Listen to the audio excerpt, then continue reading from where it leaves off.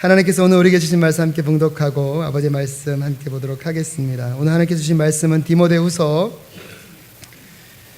3장 14절부터 17절까지의 말씀입니다. 제가 갖고 있는 성경으로 신약성경 346쪽에 있습니다. 디모데후서 3장 14절부터 17절까지 제가 한 절 여러분이 한 절 교독하여 읽도록 하겠습니다. 제가 먼저 봉독합니다. 그러나 너는 배우고 확신한 일에 거하라. 내가 네게서 배운 것을 알며 어려서부터 성경을 알았나니 성경은 능히 너희로 하여금 그리스도 예수 안에 있는 믿음으로 말미암아 구원에 이르는 지혜가 있게 하느니라.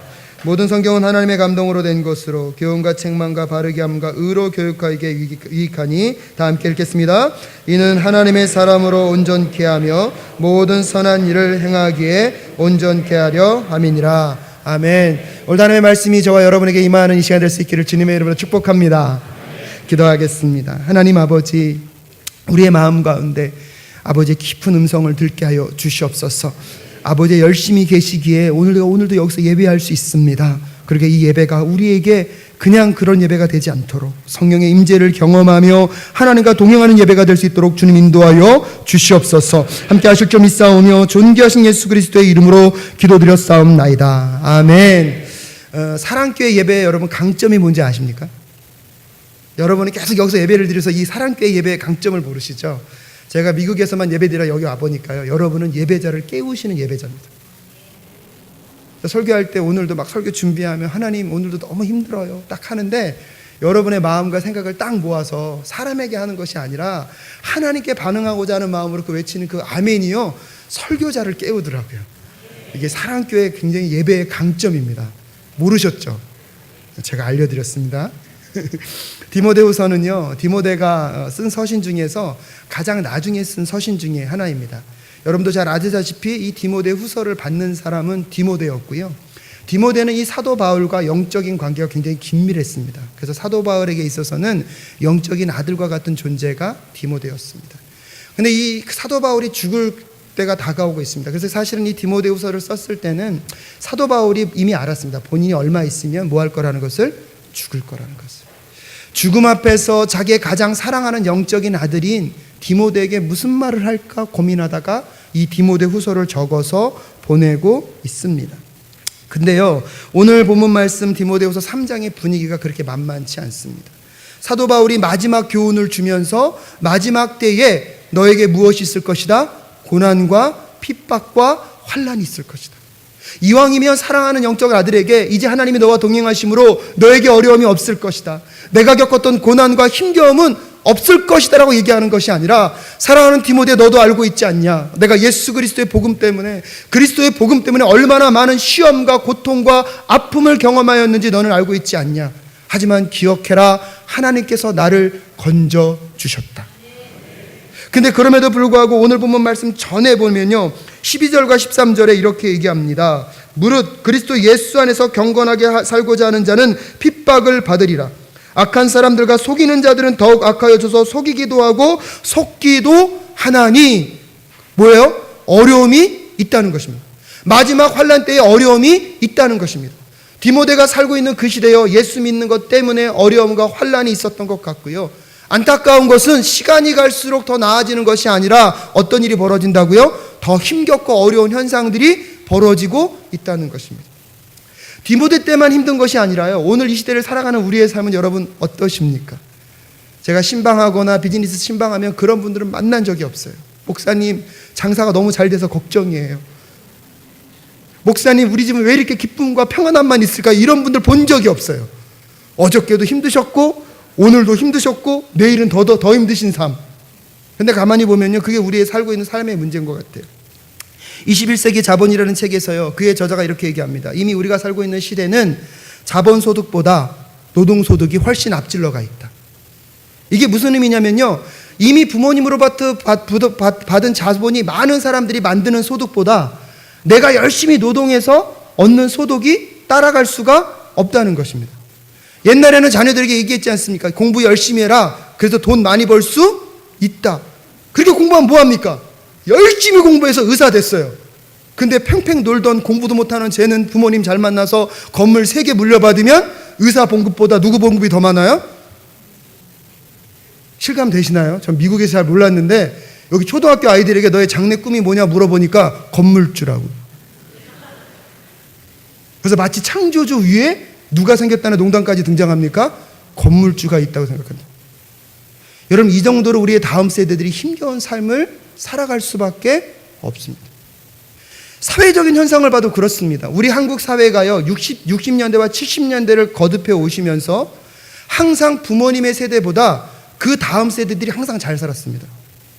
근데 안타까운 건 지금 2000년대를 살아가고 있는 이 시대는요, 부모님의 세대보다 못 사는 자녀들이 더 많이 생기고 있는 게 지금의 사회 현상이라고 합니다. 그렇기 때문에 실질적으로 가만히 보면 우리의 사랑하는 자녀들이 살아갈 앞으로의 삶의 모습은 더 편안하고 안정된 것보다는 더 치열한 경쟁사회 속에서 더 힘들고 어려운 삶을 살 수밖에 없는 세상 속에 우리가 놓여 있다는 사실은 부인할 수 없는 현상일 것입니다. 여러분, 사도 바울도 디모데가 겪을 미래의 어려움을 알았지만 그런 디모데에게, 그러니까 네가 더 열심히 살아서 너의 삶의 안전을 보장하기 위해서 다른 사람들보다 더 공부를 열심히 하고 더 돈을 많이 벌고 사회적인 안정감을 가지라고 하기보다 오늘 본문 안에서 뭐라고 얘기합니까? 14절에 그러나 너는 배우고 확신한 일에 거하라 내가 네게서 배운 것을 알며 라고 얘기하고 있습니다. 근데 그 어려서부터 배웠던 게 무엇입니까? 성경이라는 것입니다. 사도 바울은 그걸 알았던 것 같습니다. 너의 삶의 종말의 때에 환난과 어려움과 핍박이 찾아오겠지만 그것을 극복할 수 있는 비결은 세상으로부터 무언가를 더 많이 얻어서 세상의 권력과 힘과 어떠한 파워를 갖고 있어서 그 고난과 환난을 뛰어넘을 수 있는 것이 아니라 너에게 어려서부터 배웠던 그 성경, 그 말씀, 그 안에 굳건하게 서고 그 말씀을 지켜가게 될 때 너는 그 모든 환난과 핍박이 온다 할지라도 그것을 넉넉하게 이겨갈 수 있음을 사도 바울은 알고 있었습니다. 사랑하는 성도 여러분, 오늘 이 시대를 살아가는 우리 젊은이들을 격려해 주십시오. 가끔씩 보면 야, 내가 너 때 그렇게만 그런 조건만 됐다도 나는 훨씬 더 잘했을 거야. 저희 아버님이 저에게 맨날 말했던 게 있어요. 나는 밥 먹여주고 재워주는 것만 있으면 사법고시 했다. 제가 속으로 그랬거든요. 그래서 결국은 못하셨잖아요. 자꾸 우리의 과거의 것을 갖고 지금의 세대를 얘기합니다. 하지만 여러분 아셔야 됩니다. 지금의 젊은 세대들과 우리가 살아갈 다음 세대들은요, 어쩔 수 없이 더 어려운 세대들. 혹시 건물을 3-4개 갖고 계시면 문제가 없어요. 그렇다면 여러분의 자녀들에게 여러분 무엇을 가르치시겠습니까? 썩어지고 없어질 세상의 것을 더 많이 갖고 거기서 너가 경쟁해서 이기라고 가르치기보다 여러분 영원하고 불변한 것들, 여러분 영원한 안전을 지켜줄 수 있는 그 무언가를 우리의 다음 세대들에게 전해줄 수 있는 우리 사랑교회 성도님들 될 수 있기를 주님의 이름으로 축복합니다. 오늘 사도 바울은 그것을 우리에게 무엇이라고 말하고 있습니까? 그것이 성경이라고 우리에게 얘기해주고 있습니다. 과연 성경이 무엇이기에 과연 사도 바울은 그 디모데에게 너의 어려움과 환난이 닥치겠지만 그것 안에서 그 성경 안에 굳건하게 서라고 우리에게 얘기하고 있을까요? 오늘 본문 말씀 16절에 보니까요, 전반부에 이렇게 얘기합니다. 모든 성경은 하나님의 감동으로 된 것으로. 어떤 번역본에서는 이 감동을 영감이라는 단어로 바꿨더라고요. 모든 성경은 하나님의 무엇으로 된 것으로? 영감으로 된 것으로. 감동으로 되었던, 영감으로 되었던 이 헬라어 단어는요, 번역이 된 단어인데요, 이 디모데후서 3장 16절에 딱 한 번 쓰인 단어이기도 합니다. 근데 원어적인 뜻을 좀 더 풀어서 말씀드리면 이 그 감동됐다, 영감됐다는 뜻은 하나님께서 숨을 불어넣으셨다는 뜻입니다. 즉 모든 성경은 쓰기는 누가 썼습니까? 사람이 썼습니다.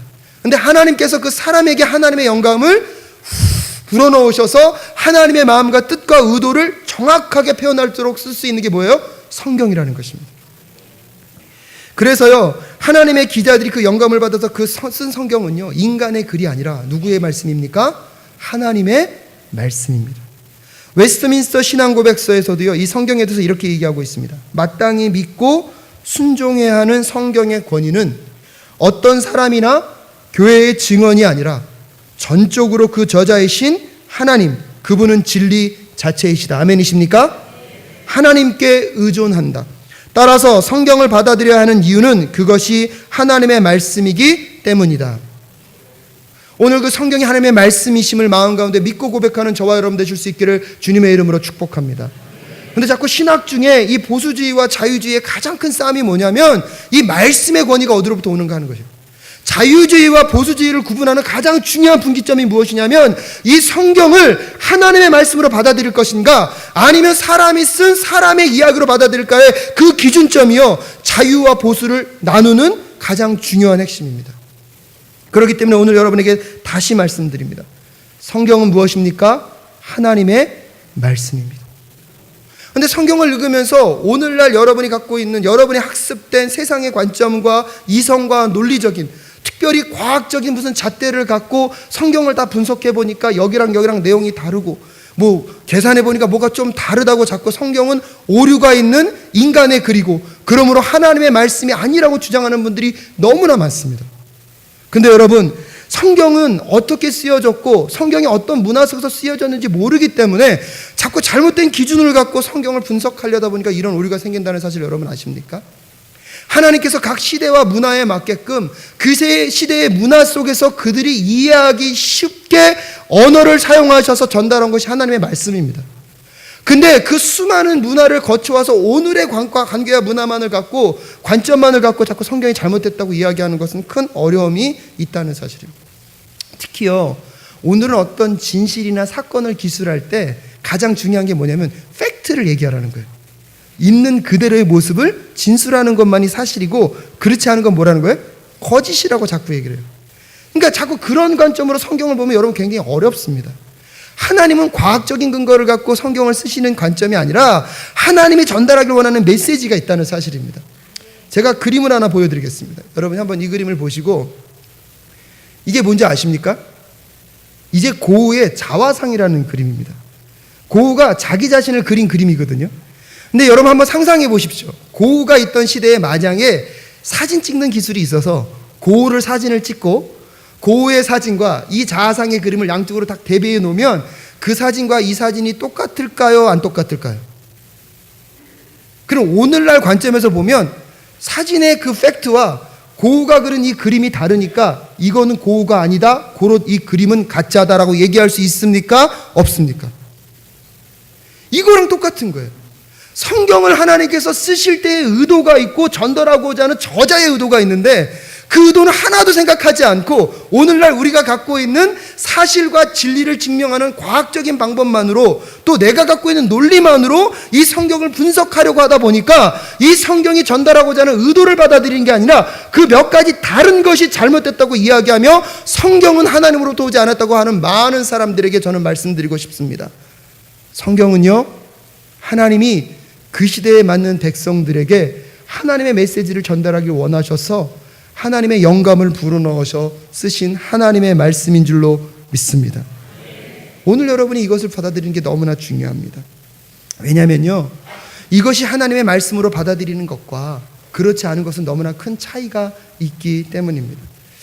그러면 어느 분들이 저에게 묻겠죠. 그럼 목사님, 성경이 하나님으로부터 쓰여졌다는 근거는 뭡니까?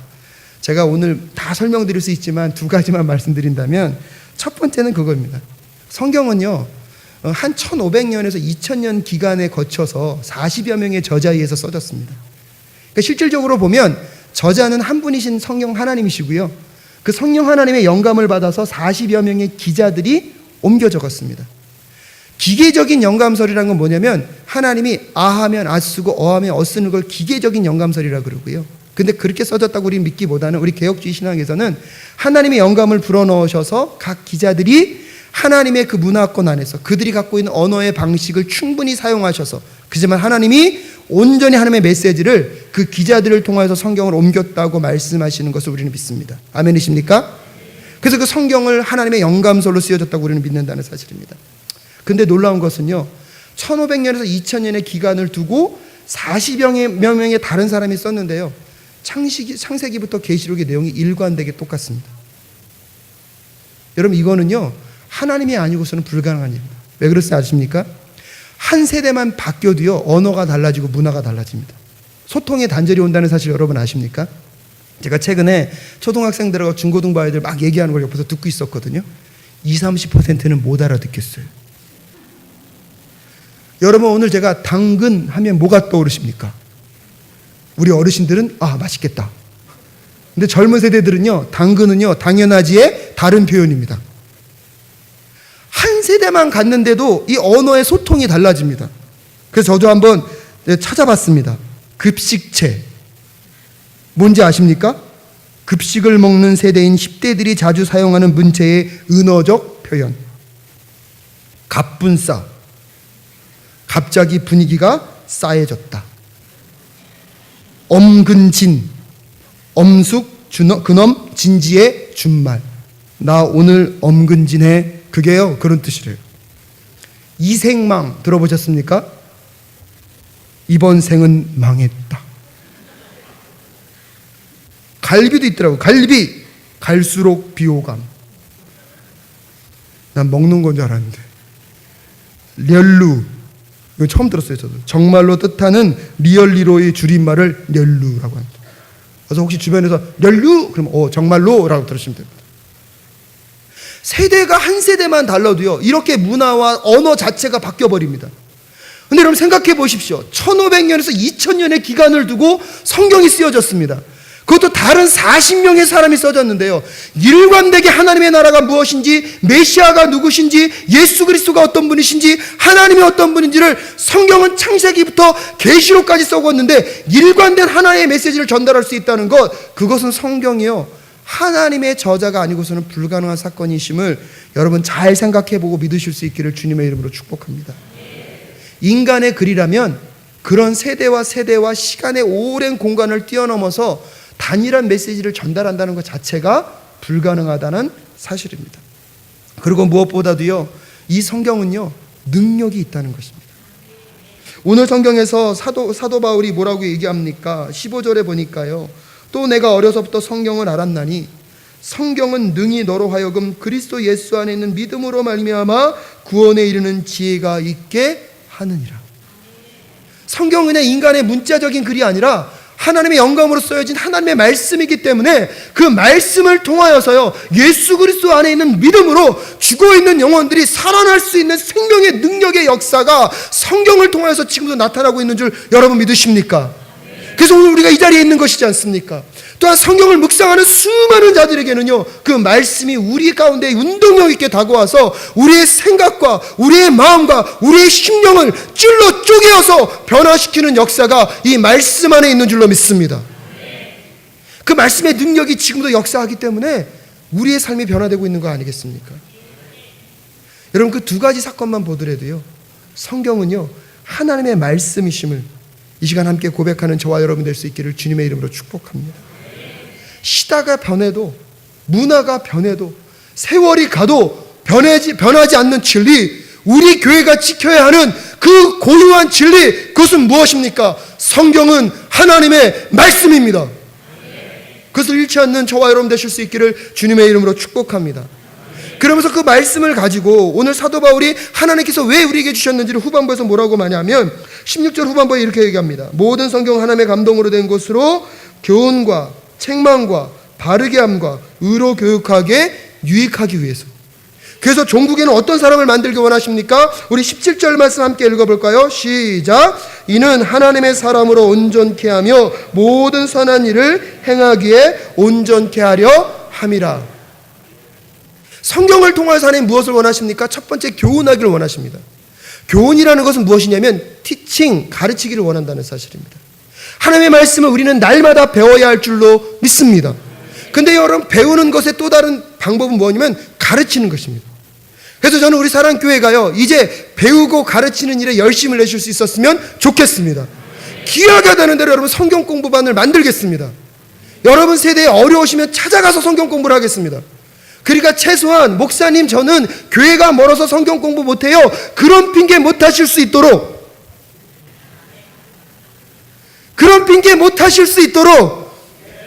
찾아가는 성경 공부를 여러분을 위해서 하겠습니다. 그래서 최소한 사랑교회는 내가 시간이 없어서, 내가 성경 공부하는데 가지 못해서 성경 공부 못한다는 그 핑계를 대시지 못하도록 제공해 드리겠습니다.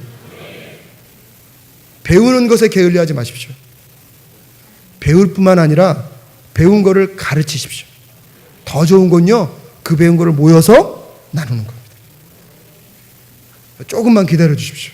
주변 모든 것들이 정비가 되고 우리 부사역자님들과 지금 고민하고 기도하고 있습니다. 우리가 팀워크가 되어서 여러분 말씀을 가르치는 데 있어서는 최우선 순위를 두고 여러분과 함께 나눌 수 있었으면 좋겠습니다. 두 번째는요, 책망이래요. 책망은 무엇이냐면 옳고 그름에 대한 기준점입니다. 그래서 말씀이 내 안에 찾아오면 무엇이 옳은지 무엇이 그른지를 뭐 할 수 있는 것입니까? 분별할 수 있는 것입니다. 그런데 실질적으로 여러분의 삶에서 옳고 그름의 문제는요, 내 경험이나 내 습관이나 내 관점이나 내가 알고 있는 지식이 아니라 말씀이 되어야 할 줄로 믿습니다. 내 마음 가운데 옳고 그름을 기준하는 기준이요, 말씀이라는 것입니다. 그리고 그 말씀이 오면 말씀이 옳다 하면 하는 것이고요, 말씀이 그르다 하면 고쳐가는 것이 말씀을 따르는 사람인 것입니다. 그리고 세 번째로요, 바르게 함. 그건 뭐냐면 잘못된 것을 수정하는 거예요. 고치는 거예요. 어떤 사람들이 잘못된 것은 계속 아는데 바뀌지는 않아요. 그러면 아직 성경을 공부한 것이 아닙니다. 옳고 그름을 판별해 줄 뿐만 아니라, 그래서 책망할 뿐만 아니라 잘못된 것을 깨닫게 됐을 걸 어떻게 한다고요? 수정하도록 성경은 계속 우리에게 도전합니다. 그리고 마지막으로 뭐합니까? 의로 교육해 줍니다. 이것을 좀 더 쉬운 말로 표현하면요, 의로 훈련한다는 개념이에요. 그래서 여러분, 말씀은요 또한 훈련의 차원에서도 우리가 계속 무엇해야 됩니까? 익혀야 할 줄로 믿습니다. 근데 오늘날 왜 이 시대의 말씀의 권위와 말씀의 능력이 떨어졌습니까? 말씀을 안다는 것을 그냥 머리로만 이해하고 지식적으로만 이해하면 말씀을 알았다고 생각하기 때문입니다. 여러분, 그러면 말씀은 능력이 나타나지 않습니다. 말씀은요, 아는 것을 무엇해야 됩니까? 삶으로 살아낼 때 그 말씀은 살아있고 운동력 있는 말씀으로 많은 사람에게 하나님을 증거하게 될 줄로 믿습니다. 제가 미국 신학교를 다니면서요, 사실은 영어를 잘 못했습니다. 그래서 8대 불가사의 중에 하나는 윤희철 목사가 미국 신학교를 졸업한 겁니다. 여러분, 또 우리 목사님 미국에서 오셨다고 외국분 함부로 데려오셔서 저보고 통역하라 그러시면 여러분도 당황하시고 저는 더 당황하게 됩니다. 수업에 들어갈 때마다요, 이걸 이해하는 게 너무나 힘들어서 기도했어요. 하나님, 오늘도 30%만 이해되게 되게 하여 주시옵소서. 여러분, 그 고통을 아십니까? 그렇게 제가 3년 동안 버팅기며 신학교를 다녔습니다. 근데요, 은혜는 뭐냐면 잘 안 들리는데 들리면 감동이 와요. 몸으로 만나요, 그 문장을. 그래서 어떤 분이 저에게 만약에 묻는다면, 목사님 신학교에서 뭐 배우셨습니까? 그럼 저는 두 문장 얘기합니다. 첫 번째 문장, 여러분 신학교 3년 안 다니셔도 제가 그 노하우를 다 알려드리겠습니다. 첫 번째 문장은 different is not wrong. 다른 것은 잘못된 게 아니다. 우리들의 대부분의 싸움은 어디서 오는지 아십니까? 다른 거를 다른 거로 인정하면 되는데 자꾸 다른 것을 고쳐주려고, 다른 것을 잘못됐다고 수정하려다 보니까 부부싸움의 원인의 대부분은 거기서 있다는 사실 여러분 아시죠? 교회 공동체 안에서 가만히 싸우는 걸 가만히 들여다보면 그냥 싸울 이슈가 아니에요. 당신은 그렇게 생각하시냐고. 그럴 수 있다라고 인정하면 되는데 자꾸 나와 다른 것들을 고치고 수정하려다 보니까 싸움이 일어나는 거예요. 사랑하는 성도 여러분, 다른 것은 잘못된 것이 아님을 깨닫는 이 시간 되실 수 있기를 주님의 이름으로 축복합니다. 근데요, 저에게 더 도전하게 다가온 문장은 이거예요.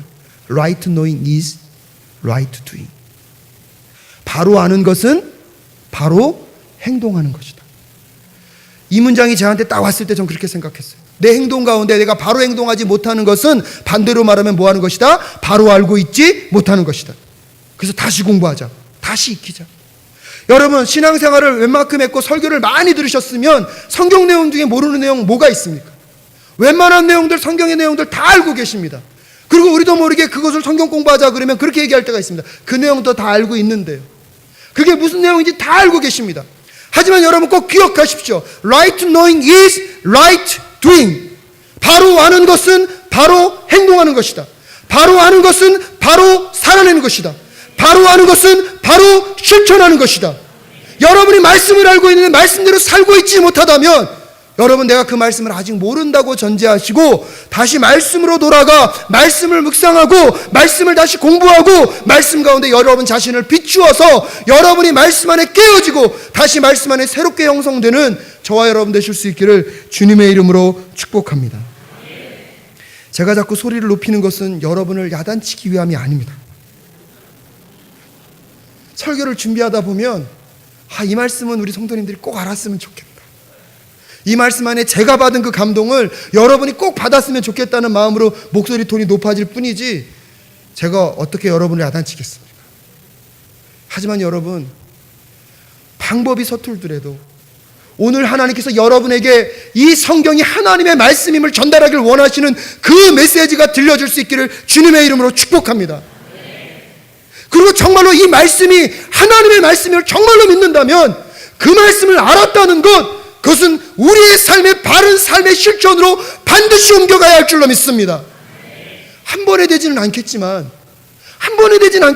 매주 매일매일 그것을 훈련하다 보면 아까 말씀드렸잖아요. 성경은 우리를 의로 훈련하게 해준다고요. 초대교회 성도들은 더 심각한 문제였을 것입니다. 하나님의 말씀을 받아들이고 나아가서 삶을 살아내야 되는데요, 그 당시는요 황제 숭배 사상이 가득했던 곳이거든요. 황제가 뭐다? 신이다. 근데 말씀은요 황제가 신이 아니라 누가 신이라고 얘기하고 있습니까? 예수 그리스도가 신이다. 유일하신 하나님은 누구밖에 없다? 하나님일 수밖에 없다. 여러분, right knowing is right doing. 그럼 세상 가운데 나아가 무엇을 선포해야 됩니까? 하나님이 신이라고 선포하는 순간 자기의 목숨이 위험해질 수 있습니다. 여러분, 마음으로 믿어 입으로 시인한다는 것을 가볍게 생각하지 마십시오. 그 당시 성도들에게 있어서 입으로 시인한다는 것은요 목숨을 걸고 시인하는 것입니다.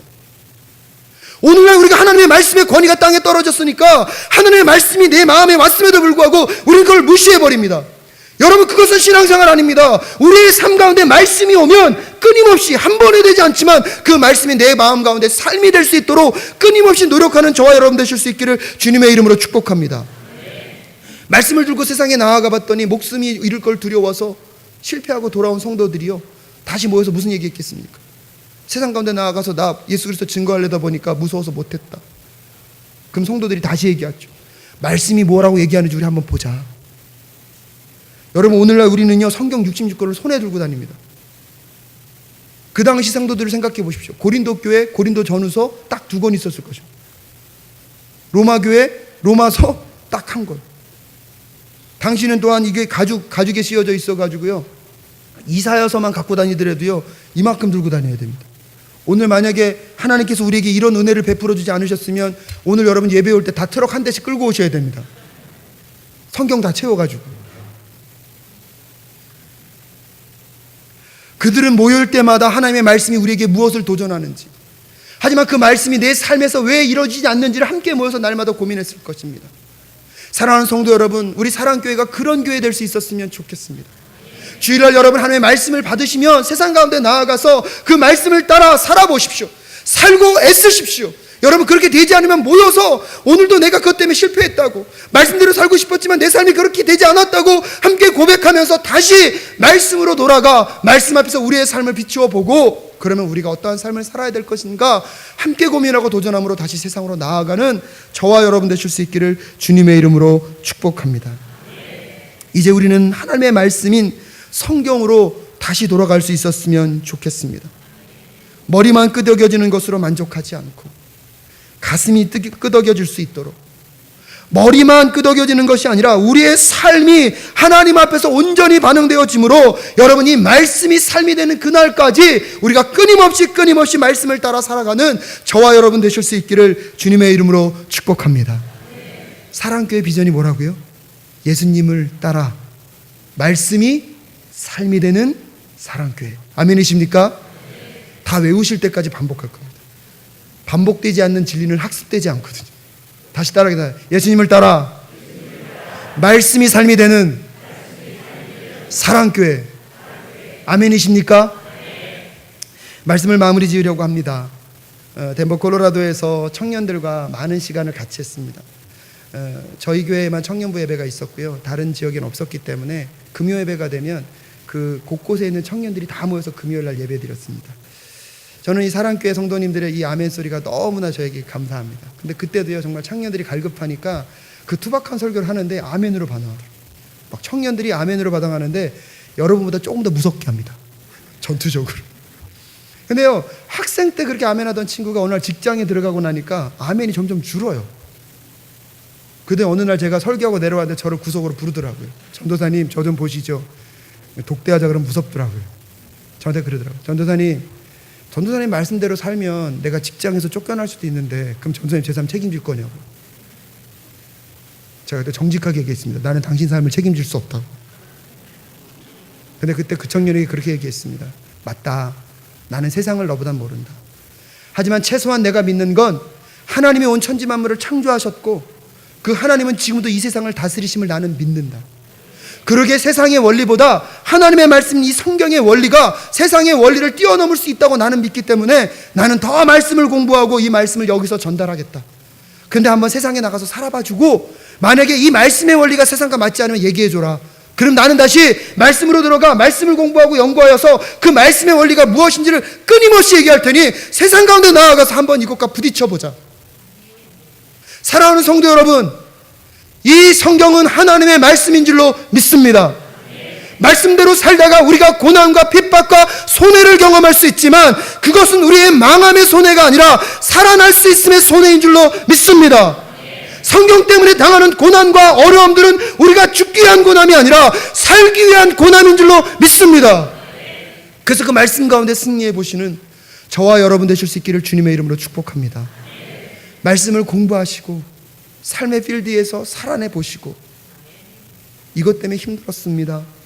이것 때문에 어렵습니다. 목사님, 이 문제는 어떻게 풀어야 할까요?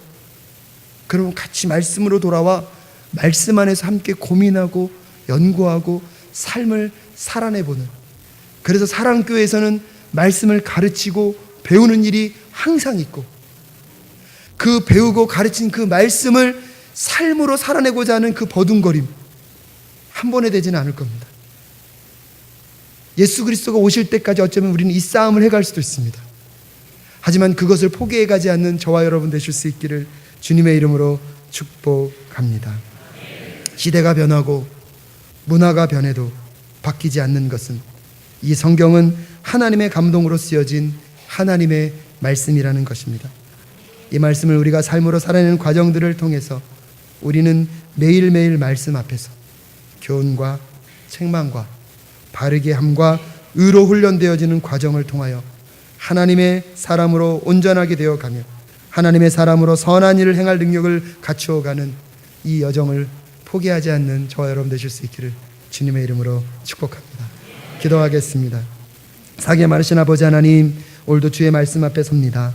이 말씀의 은혜가 우리를 붙잡아가게 하여 주시옵시고 날마다 말씀을 듣고 그 말씀이 삶으로 실천되어 줄 수 있도록 애쓰고 힘쓰는 우리 사랑교회 모든 성도님들 될 수 있도록 주님 도와 주시옵소서. 그래서 말씀이 삶이 되어지는 그날까지 끊임없이 우리의 자신을 말씀 앞에 세우는 자들이 될 수 있도록 인도하여 주시옵소서. 오늘도 하나님께서 우리의 성도님들과 이 모든 시간 위에 함께 하실 줄 믿사오며 존귀하신 예수 그리스도의 이름으로 기도드렸사옵나이다. 아멘.